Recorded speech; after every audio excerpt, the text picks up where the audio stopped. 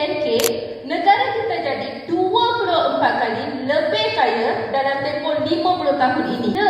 24 kali lebih kaya sejak 1970. Mengapa tak pakai sedikit dari kekayaan ini untuk selamatkan sistem kesihatan awam kita? KDNK Malaysia pula sekarang 2 trilion ringgit. Mana pergi kekayaan ini? Mengikut kajian, 2/3 atau 56% kekayaan negara masuk dalam poket lapisan 10% terkaya dan syarikat-syarikat besar. Kami mahu kerajaan kenakan sedikit cukai atas mereka yang terkaya. Lebih sikit cukai sahaja. Lebih sikit cukai ini boleh digunakan untuk menaik taraf sistem kesihatan awam kita supaya orang ramai boleh dapat rawatan yang lebih baik dan lebih cepat. Baca risalah ini. Adakah kawan-kawan semua sokong kempen kami untuk selamatkan hospital awam? Kalau sokong, tanda tangan atas kad ini. Kami kutip tanda tangan dari seluruh orang, seluruh Malaysia. Nanti